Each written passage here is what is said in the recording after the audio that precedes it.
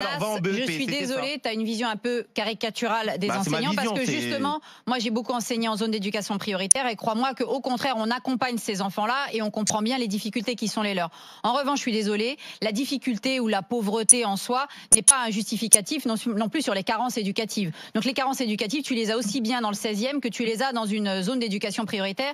Des parents qui tapent leurs gosses. Non mais les carences... Les parents violents, il y en a dans tous les... Non, parce que les profs à l'école, ce qu'on subit, nous, à l'école, c'est le résultat des carences éducatives dans les familles. Moi, je suis désolée, j'ai eu des élèves qui avaient des situations familiales, sociales, mais calamiteuses, qui dormaient dans des hôtels, etc.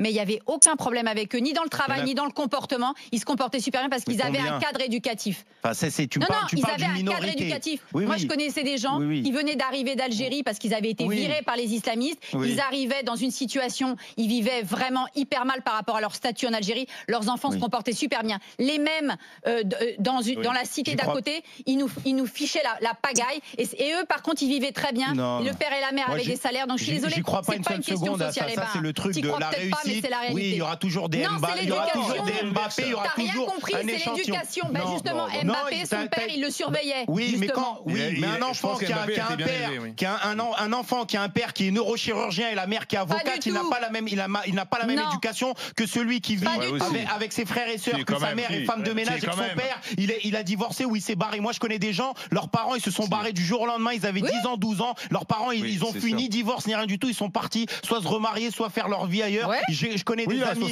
leurs parents, ils gagnent 3 francs 6 sous, ils vont les liquider au rapido, au tiercé, tous les jours devant le bistrot. D'accord, ils sont blindés d'ouvriers et tu peux pas dire que ces gens-là, ils vivent de la même manière que le gars qui a Neuilly. C'est pas ça, je suis en train de dire. T'as rien entendu? Non, c'est pas ça.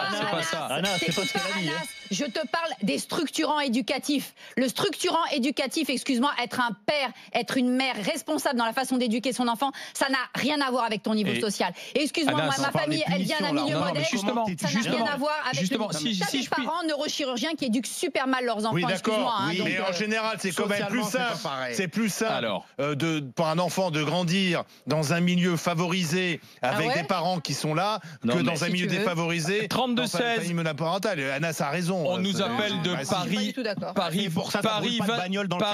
Il n'y a pas de bagnole qui brûle dans le 16e.